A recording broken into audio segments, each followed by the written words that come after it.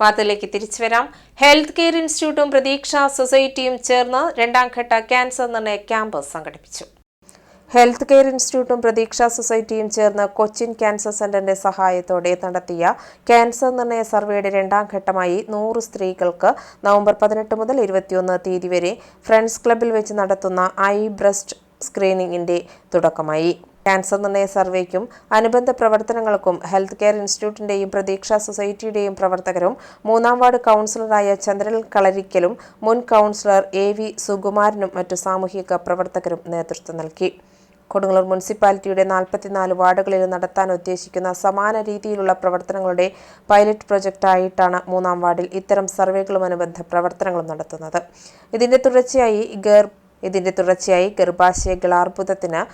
തുടർച്ചയായി ഗർഭാശയഗളാർബുദത്തിന് സാധ്യത ഉള്ളവരുടെ പരിശോധനയും തുടർ ചികിത്സയും ജീവിതശൈലി രോഗങ്ങളുടെ പരിശോധനയും മരുന്നും നൽകലും ബോധവൽക്കരണ ക്ലാസും സംഘടിപ്പിക്കും.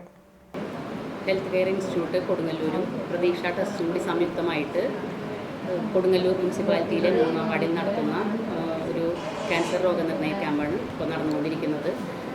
കൊച്ചിൻ ക്യാൻസർ ഇൻസ്റ്റിറ്റ്യൂട്ടിൻ്റെ നേതൃത്വത്തിലാണ് നമ്മൾ ഈ ക്യാമ്പ് നടന്നുകൊണ്ടിരിക്കുന്നത്. അതോടൊപ്പം തന്നെ ഈ 3-ാം വാർഡിലെ സ്ത്രീകളെ ഏകദേശം 200-നും 300-നും ഇടയിലുള്ള വീടുകളിൽ നമ്മൾ സർവേ നടത്തിയതിൻ്റെ അനന്തരഫലമായിട്ട് നമുക്ക് 100ഓളം പേരെയാണ് നമ്മളിന്ന് ഈ സ്ക്രീനിങ്ങിന് വേണ്ടിയിട്ട് നമ്മളിവിടെ നടത്തുന്നത്. ഏകദേശം 4 ദിവസങ്ങളിലായിട്ടാണ് ഇന്നത്തെ ഈ ക്യാമ്പ് ഇവിടെ തുടങ്ങിയിരിക്കുന്നത്.